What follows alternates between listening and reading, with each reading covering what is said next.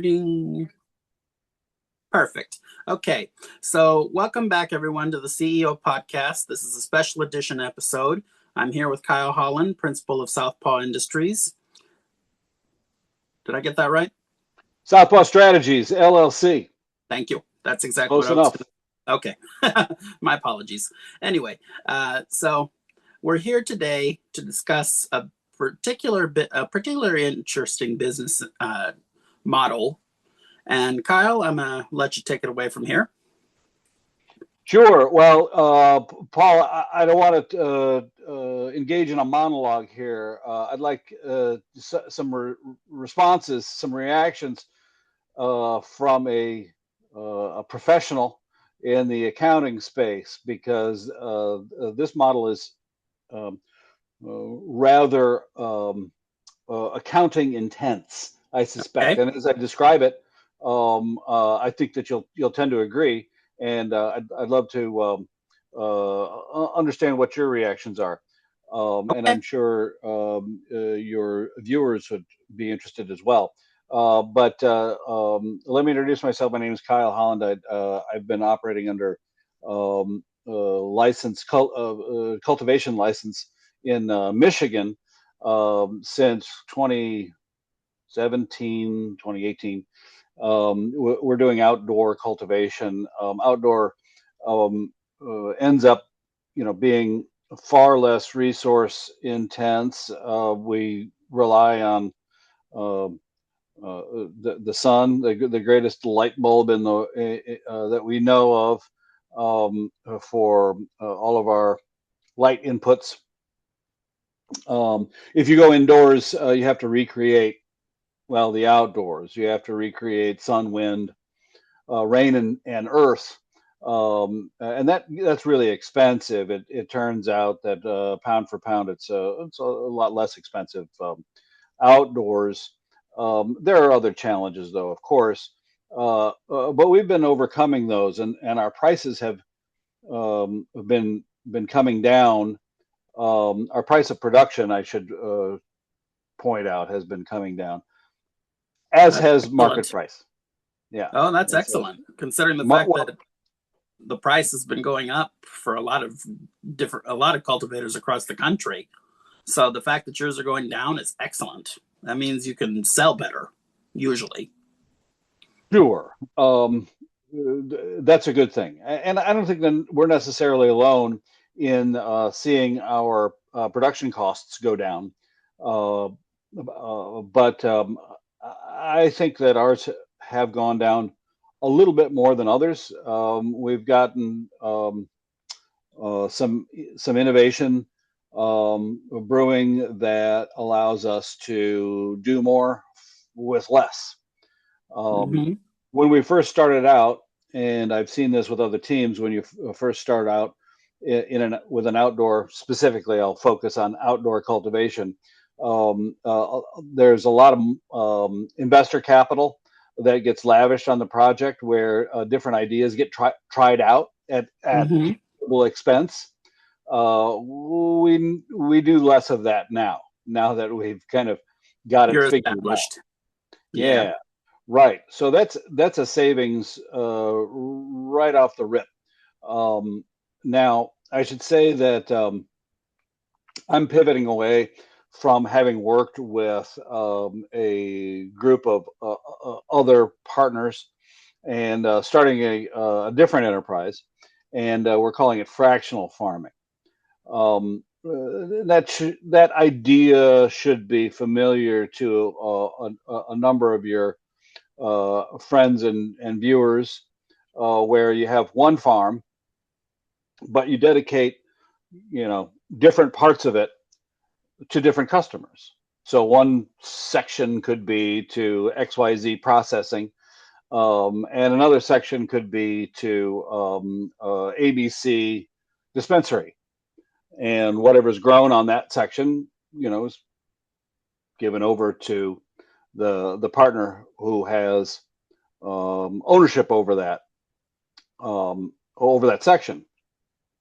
That allows for a lower commitment on the behalf of each of the partners, and it allows for scale. So if we had a 2 acre section chopped out for XYZ processing, well, there would still be some barriers to entry that would be equal to a much larger enterprise. So if scale is good, and we know in manufacturing and farming scale is good, Yes. often to a point, the bigger the better, tends to Hmm. be a rule. So smaller farms still have to get inspected. They still have to have certain infrastructure like a well and a barn and perhaps a tractor, perhaps 3 tractors.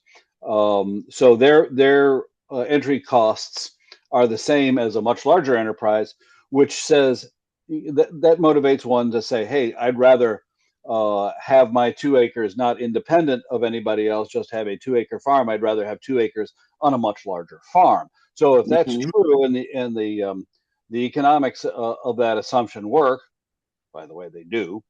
Having a fractional operation, one chunk of a larger farm, is a winning idea.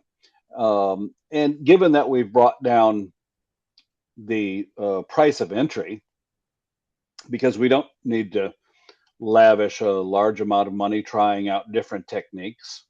We've formulated the winning techniques and we are set to employ those in the next growing season. Um, the it's possible to more or less eliminate the investor class. Okay. So, what has been the case for lots of marijuana enterprises, whether it's retail or processing or cultivation, the first thing that the entrant into those categories needs to tackle is capital. We need investors. And then Hmm. those investors need to be paid back. So they end up taking a lot of capital away from the startup. And we thought, well, to get leaner, could we rely less on that investor capital? And the answer is yes. The answer is yes, because one fund that everyone that's downstream from the farm has is a purchasing budget. Hmm. For instance, if you are a processor or if you are a dispensary, you may set aside $100,000 to purchase raw materials, to purchase inventory. That might be biomass or it might be flour, but in any respect, it's cannabis. Hmm. Our proposal is give us that $100,000, and here's the hitch. It's got to be in advance. Ah, It can't okay. be after the fact. And it can't be in payments either. It I disagree with that. And in fact, we Okay. have a schedule by which it can be spread out over time because any farm enterprise does not necessarily need all of its capital, on January 1st. Um, the need for capital on a farming enterprise travels throughout the year. So the farmer needs fertilizer, let's say in May, but also needs harvest help in October. So we've developed a schedule by which capital can come from the downstream buyers, let's call them for the moment, Hmm. um, on spread out over time, and in a predictable on a predictable schedule. Now, um, if depending on the size of the farm, we have a model that contemplates a 40-acre farm, whereby about 30,000 licensed plants, are cultivated. And we have a method, and I'll share a table here in a moment, by which we've imagined three partners, three buyers that have we've sectioned the farm off into three equal parts, and one buyer gets plot number one buyer gets plot number two, etc. And and we've contemplated exactly how that can be financed. And at the end of the season, within that boundary of that, plot number one, Mm-hmm. the buyer to which that plot has been assigned, gets all of the harvest from that.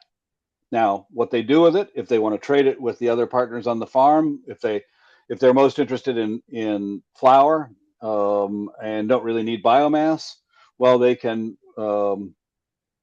trade with the other partners that are in the farm, or they can take it all themselves, perhaps sell it within the regulated market, etc.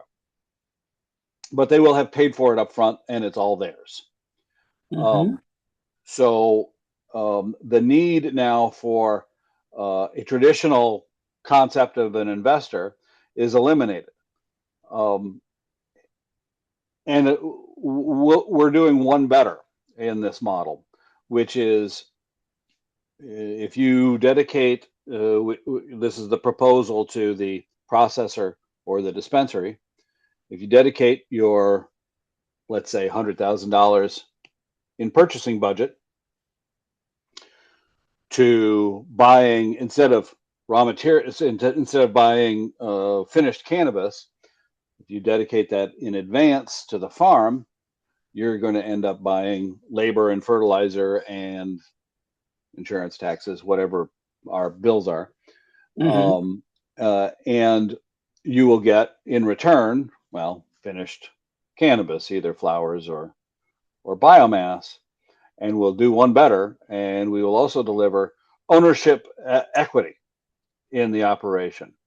Um, because you might ask why, and my answer would be because that's a really potent proposal, where the buyers that I'm sorry, or the partners that we've signed on so far are impressed by that. Um, I'm not keeping our core team is not keeping all of the ownership equity. We are distributing that ownership equity on a pro rata basis. So if you have purchased an equivalent, an amount equivalent to whatever is produced on plot number one, um, so like a third, you own a third of the ownership interest in the organization.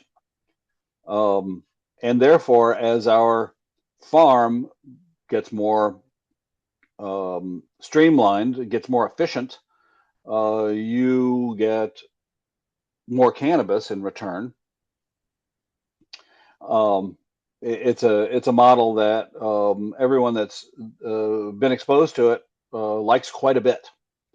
So, Paul, you were asking me about the new operation and who might be in to invest, and my Mm-hmm. response was the buyers are the investors. Effectively, they are the source of capital. Right. Uh, they end up with ownership interest, but in this situation, they don't end up with necessarily any cash dividend. They end up with, well, the thing that they need, which is The fly. cannabis. Mm-hmm. Yeah, yeah, the flower or the biomass. Biomass being that stuff that goes into the processing stream of manufacture, where it gets squished and the oil comes out and gets used as an ingredient in food or vaporizer pens Mm-hmm. or the like. Um, Or they make so pre-roll, for instance. if they do that. Pre-rolls, yes, pre-rolls often are a combination of flour and biomass. That would be another example of a finished good, Mm-hmm. a packaged consumer good that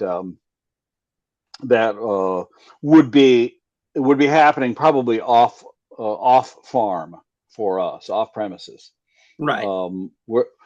We're in the business of growing cannabis, and then when we're done with it, when we harvest it, we ship it out, and the partners can do one of a number of things with that material. It's up to them.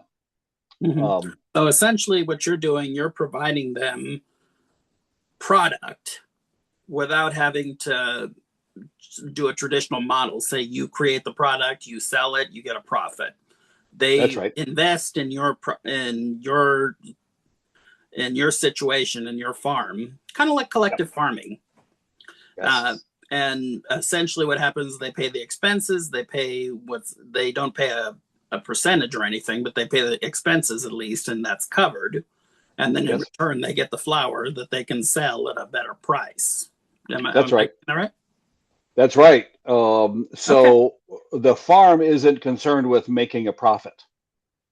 Okay. Well, how do I get paid? Well, I'm in the operating budget as making a salary, so I'm an Ah, expense, so essentially, you're like a nonprofit, actually, because kind of. nonprofits do the same thing.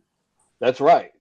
Now, the laws surrounding cannabis, and I've got to admit to you that the jury's still out on Mm-hmm. how a cannabis entity can operate as a nonprofit.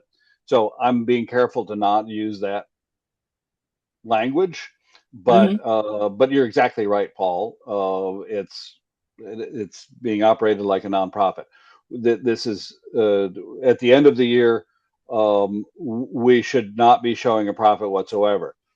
What happens is, and this is what the partners like so much, is that when we move our harvested materials, our flour and biomass, to their Mm-hmm. facility and they resell them, they realize the profit. Yes, of course. The profits realized Now, on the other end, which is excellent. yes, Okay. So let me ask you a question. If you're running like a nonprofit, essentially, because what I'm sure other accountants are going to ask too is how do you factor in taxes?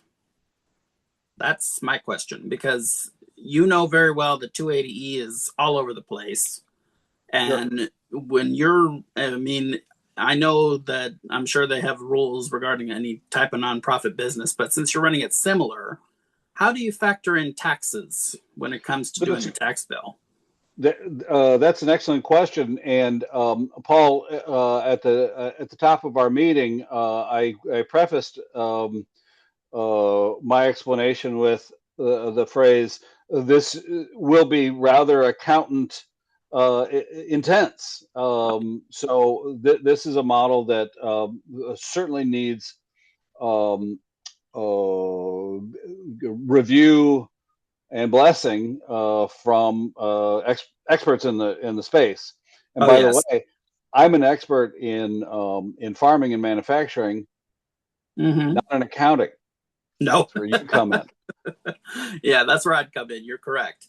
Yeah, Well, I mean, because I admit freely, when it comes to nonprofit accounting, I do have experience, but just not in cannabis. yeah. Nonprofits have been like charitable organizations and the like. And from what I can see, unless they banned it specifically, you could get that 501c3 status and you could run it as a nonprofit. And that Sure. way, and if 280 comes in and says no, you can't do anything, then you could potentially argue that say we're not running at a profit, we're a nonprofit. So how do we fix this problem? And Sure. I have to ask my network, to be honest with you, because I am unofficially part of the Dope CFO network, Okay. and I I admit that's a good question to ask because I was talking to a fellow accountant who is in Oklahoma, and he's working with cannabis nonprofits. So I think him and I will have to have a conversation about that because the taxes part is definitely the question. Because Sure. if you're having to deal with no profit, then why the devil are you having to worry about 280? Because that's a big one. Yeah, that's a great question. So, of course, and maybe you can expand on this a little bit for everybody watching, and that is the 280E code says that what's deductible and what's not, and the Mm-hmm. one element that is deductible is cost of goods sold. Right. Um, The only one. and pardon me? That's the only one. Yeah, Cogs right. cogs is not an operating expense, or it's not anything. It's the only quote unquote deduction that cannabis businesses get. If we eliminate if that's effectively our only expense is Mm-hmm. our cost of goods sold, then our tax exposure should be um, low. Yeah, I agree. But at the same time, the IRS might not. So fair warning. And plus, are you planning to do this in Michigan again, or are you going to another state? I believe you mentioned in our last interview you wanted to go into another state. So other states are certainly in play. Michigan is going to be the first um, example of this style of model, at least for me. Okay. So we're starting in Michigan, and would certainly entertain going elsewhere when that call comes, for Okay. sure. Yeah. So I admit I like the idea. It's an interesting concept because what you're doing, you're offering a business model that is technically similar to a nonprofit. I mean, I'll be honest, it sounds more like a nonprofit than any type of business entity I know. And sure, it's similar for clarity's sake, which is a good thing because you don't have to worry about paying your profits to the IRS. What you have to worry about is deducting expenses and making sure that everything's done. And as a general rule, the IRS doesn't bother anyone with 501c3 status. I mean, the sure. NFL is a nonprofit, and you know they make billions. That's an excellent example. Thank you for calling that to everyone's attention, Paul. Because yeah, that is a strange fact. And the NFL kind of acts like a little bit of a cooperative because you've got all these franchises out there, Mm-hmm. and there's a similarity with what I'm proposing, with what I'm discussing right now, where there are all these different effectively franchises out there. Our partners are dispensaries and processors. Mm-hmm. Um, so we are in service to those operations, and those operations are the entities that realize the profit rather than the farm. We are not are not set up to make one scrap of profit. Mm-hmm. Now, if and as the operating agreement reads, the core team, which includes me, does enjoy a small amount of ownership interest. So there would be a liquidity event, as they say, upon exit. So if we decide to sell the farm, or bundle up all of the partners, the Mm-hmm. processor and the various dispensaries, for instance, wrap all of those up and sell them to a an interested buyer, Mm-hmm. which is a very possible strategy for Of exit. course. Then then that I would probably enjoy some of the windfall from that, but not much. Most No. of it goes to most of it would go to the partners, the people that have some money at risk. Um, but yeah, I certainly appreciate your comments on the matter, Paul, and I'm excited to get to work on this project and make money for all of our partners. Now, here's some interesting things that have come up in the mix, and that Okay. is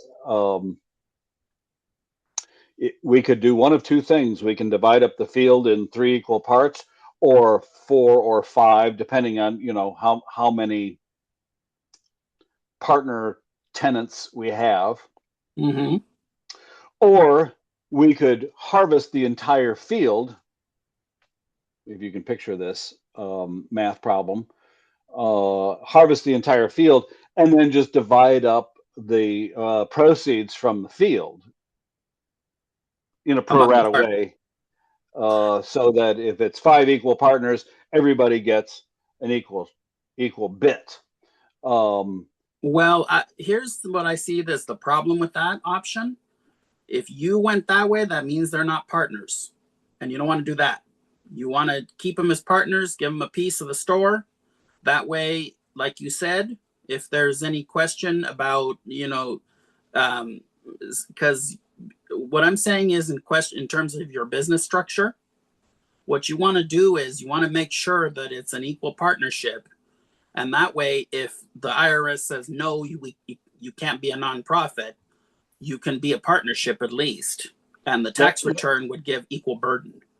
I wasn't being clear, Paul, Oh, go. and that is that the ownership wouldn't be for a specifically identified chunk of the field. It would be mixed. All of the partners would have just a percentage ownership in the entire farm, Okay. rather than a chunk that they can, point to and say this chunk is mine.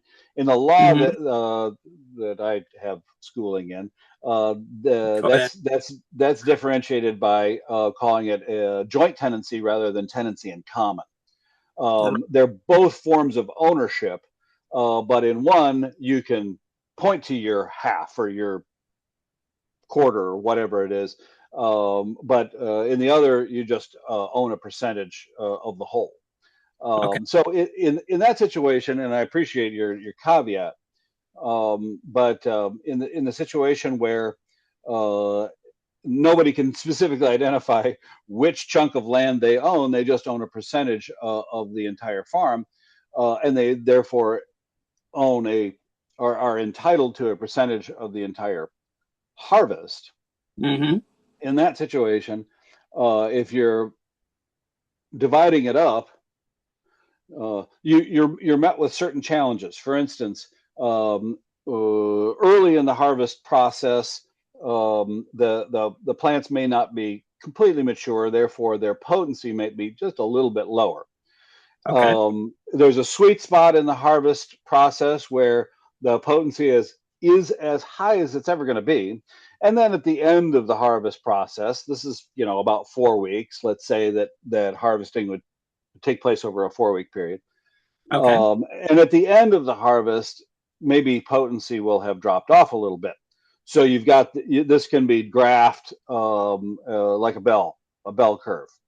Oh, okay. Um, so there may be partners that say, "Hey, listen, we got everything from earlier in the harvest, but that partner over there got everything from like the middle of the harvest. Why is it that we didn't get Mm-hmm. the product from the sweet spot?" So now forced into a challenge where we're trying to distribute. We're trying to slice up this pie in a way that not only accounts for volume but for potency or harvest date. And that's that would be something that I would assign to AI, I think, and say, hey, distribute this in a way where everybody feels like they are getting the maximum for their return. Okay. Anyway, now the inventory is one way that that I know that a lot of it's kind of a boring assignment, but a lot of accountants get assigned to that early in their careers, and They do. yeah, Yes, they do. so Especially when it comes to your type of operation, because you got to know. I mean, this is manufacturing. I'll give an example, but for cost accounting purposes and inventory management, you have to know which parts are work in progress, which parts are completed, and which parts are just parts. And you got to know all that, because if sure, you don't know, like for example, you talk about the potent. You talk about how potent the plant is. For example, if you don't know where the plant is in the growth process, then you're not going to be able to say, "Hey, this is safe to harvest." "Hey, this is not safe to harvest." "Hey, this is in between." Make your choice. sure, You got to know that. And if you yeah, don't know that, then you're kind of sunk because it's you're true. supposed, as an accountant, well, I'm going to be honest with you. In my experience, I didn't do a lot of cost accounting, but I learned it anyway because I liked it. I liked the idea that and uh, you can go and allocate different costs to different cost centers and make sure that the that everything was covered so that you could figure out, okay, how much of a profit are we actually making. Now, in your case, what you're proposing is not necessarily cost accounting. That's a good thing because nonprofit doesn't require cost accounting. It's essentially a Sure. service. That's what you're offering. You're offering a Yes. service where you give them product that you've created and you've grown and harvested and everything for a percentage of the pie, and that covers expenses, including your salary. And then it's theirs, and they get it for a reduced price, which is a good thing. So Yeah. this is why I'm very pleased that you're you're doing this, because if you're going for a nonprofit style thing, that's a good idea, especially since cannabis is still in that legal limbo where between legalization and illegalization, because as we all know, it's legal in states, illegal in federal. So Yes. hopefully that can give us an example to show federal legislators saying, hey, we're doing this type of cooperative farming in order to, get this type of product in on the shelves. Sure. Consider that when you're trying to legalize us or deschedule us, like they've been Sure. trying to say for that. So, your ideas shine a very bright light, Paul, on how a couple of things are clearly underway. One is that the cannabis business is changing, Mm-hmm. and you need experts such as yourself to guide the way. Go ahead. Oh no! For a second, I lost you. I'm sorry. Go ahead. Oops. Yeah, I couldn't hear you, but Did you're my good. You're good. did my audio cut out? Yeah, for just a Um, second. It's not too bad. you're shining a light on the you're shining a light on how the cannabis business is morphing and changing. Everyone who's tuned in here today should understand that it is not monolithic. It is the how cannabis is treated and how the businesses are run will look different in 10 years. Mm-hmm. You can take that to the bank, and how those changes come about will have their complexities, especially when you don't really know what the path is when you have to invent it.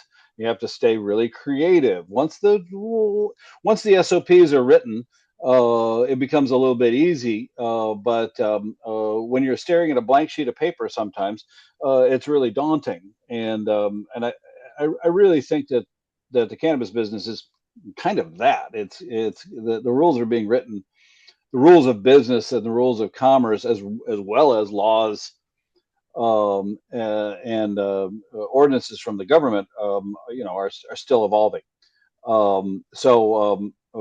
It's smart people like you that will um, uh, blaze that trail.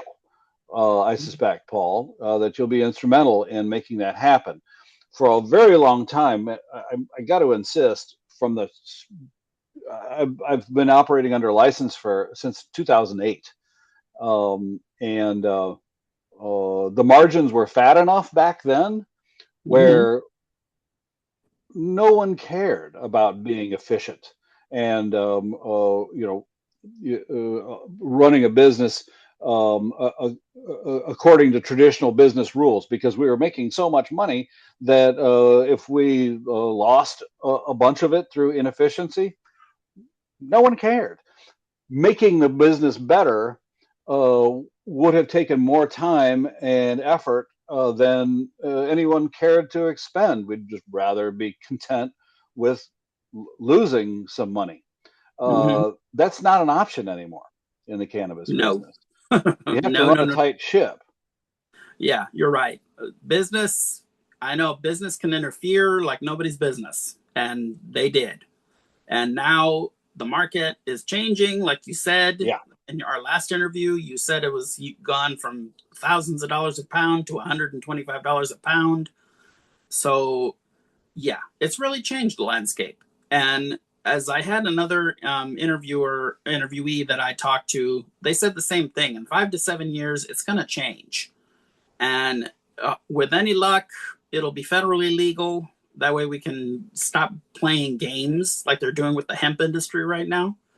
And hopefully we can get sure. a clear path to legalization that everybody can live with, and everybody can, figure out how to regulate. Like, for example, the loophole for the hemp ban was a stupid thing to do. They should have just left it alone. What they should have done was focus on not banning anything. They should have focused on, changing the regulations, because the 2018 Farm Bill gave hemp a chance. And now that it's closed, we'll see how that goes. And what's sad is that hemp beverages are actually starting to make their way into the general public. Like, for example, Target said that they would stock hemp drinks or CBD drinks in their stores. And that's a coup because Target's a huge corporation. And the fact that they're doing that is a pretty impressive business Sure. decision, because they know that cannabis is popular, always has been, always will be. And it's not as illegal as it used to be. Like, for example, I know of another cannabis owner who started out of the back of his trunk, and he made his way into owning a bunch of dispensaries in another state, of course, but he made it to that point. Mm-hmm. So, and I admit, I'm sorry I'm going to my Yes. soapbox, but I have another business example for you. Cookies, No. they are Sure. here, they're Please. based out of San Francisco, Right. they're all over the country. They just recently lost their shirts in a court judgment because apparently they made some deal with another company a long time ago, and that came back to bite them because they didn't honor their commitment. And a judge in California said, you have to honor that commitment. So you give them $8 million. So they lost their operating profit for the year because of it. And of course, they're appealing it naturally. But at the same time, it's going to be a hard road because it is a cannabis business. So what are you going to do? And a soapbox. Yeah, the no the it's a soapbox, and it's a salient point, Paul, because you're pointing out you're echoing my idea, which was the cannabis business needs to act like a regular business, and there are scads of complexities to regular businesses, especially those that net millions upon millions of dollars. Mm-hmm. So I think this is an appropriate topic because your interests. This is where your interests and my interests intersect. Your interests are in the world of accounting. My interests are in the world of production, Mm-hmm. and they are terribly intertwined. I Yes, must they are. insist. Oh, And yes. hey, as long as you're talking about hemp, Paul, as long as Sure. you're talking about hemp, I must call the attention to how that void that's been created is going to be filled. So if hemp growers can no longer produce goods for human consumption, which I think is what the new rules say, uh, that's going to be up to people like me now, folks that are operating under state license, Mm-hmm. where we can produce CBD products or THC products or Delta 9, THCA. Uh, I don't know why we would make Delta 8, quite honestly, but that's something that hemp growers were doing for a while. Mm-hmm. But we can act as a substitute. So we're going to be filling in where hemp is going to be exiting, which is a real opportunity.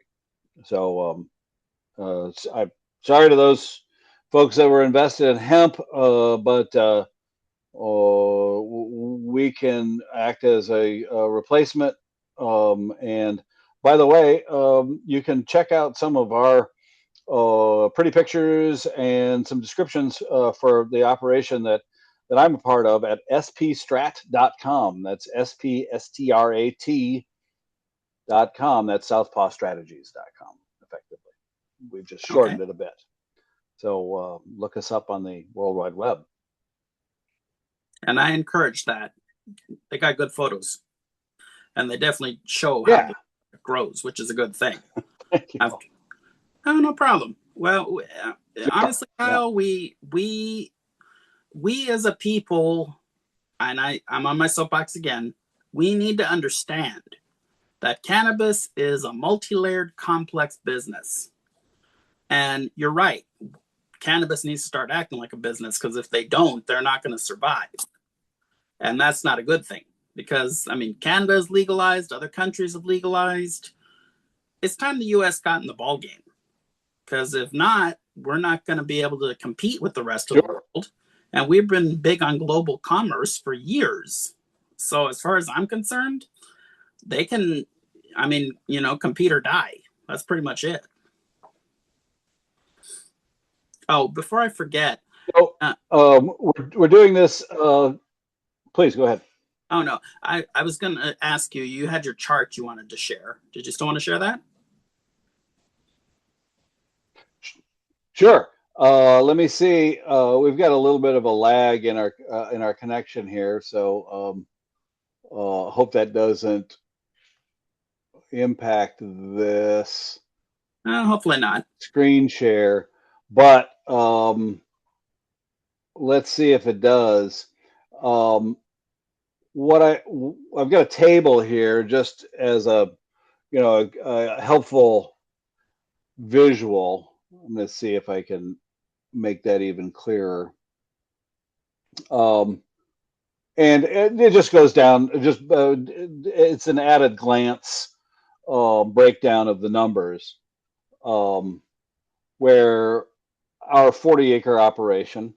This is quick and dirty for sure, but our 40-acre operation, whereupon we cultivate 30,000 individual cannabis plants per year, has a total expense budget of roughly $2.5 million, where OPEX is 1.7, CapEx is about 700,000.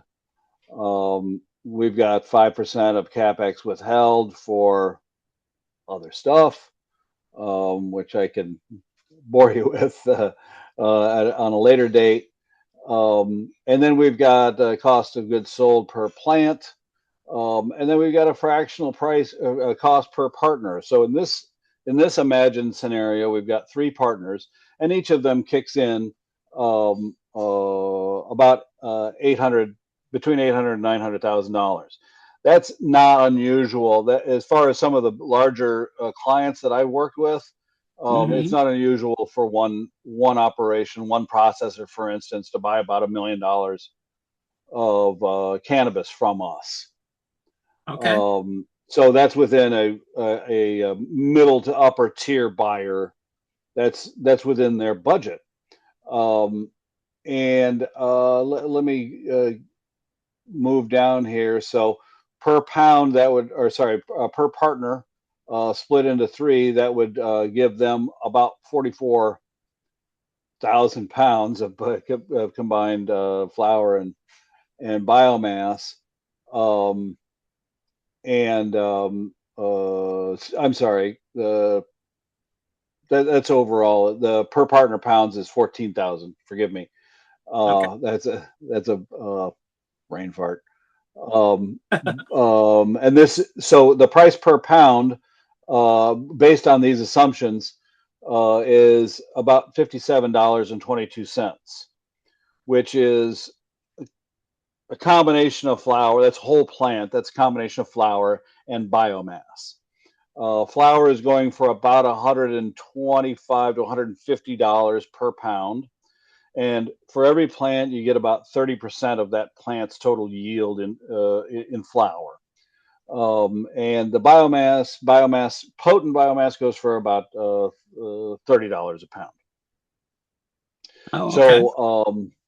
So the first year, because there are one-time expenses that need to be covered, the first year per pound cost for each partner is about $57. The second year is about $35 per pound. The third year is about $32 per pound. And thank you for allowing me to share this table. And the assumption is that each plant is producing about a pound and a half. Um, as someone who's done this for a while, we are lowballing that assumption. Promise small and deliver big is a rule that I like to follow.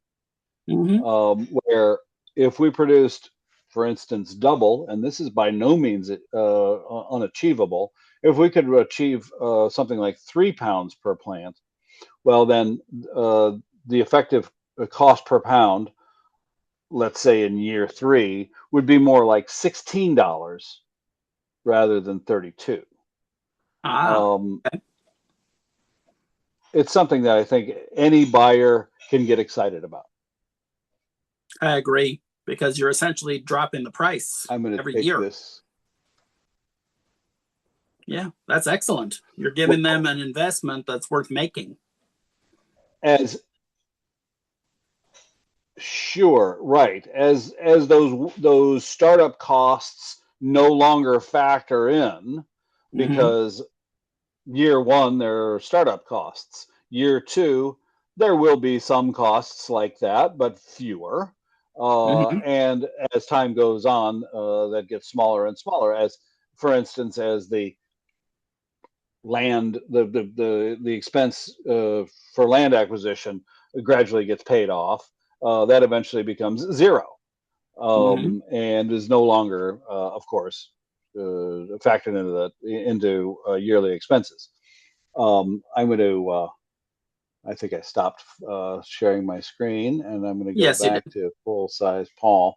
Anyway, thanks for letting me share that table with Mm-hmm. you and No everybody problem. else.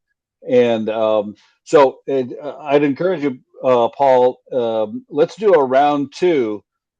I don't have a date when we should do that, but this is what I predict. As you think about this, Paul, and as you talk to some colleagues and maybe even some clients, you're going to have a few bright ideas, and you're going to figure out some maybe some holes in this plan. We've figured out some holes too, and we've plugged them in a level-headed and practical way. So I'd Mm-hmm. like to talk about some of those, some more detail. when you've got the time and the appetite for it. Okay, that's no problem. Okay, well, thank you, Kyle, for coming in and joining us today on this special edition. To everyone listening, please bear in mind this is the real deal. We're talking cannabis, we're talking business, and we're talking all of it. We're trying to make sure that the audience realizes what they're doing. So, that being said, thank you all for coming, and until next time, have a good day. Pleasure to be with you, Paul. Take care. You too.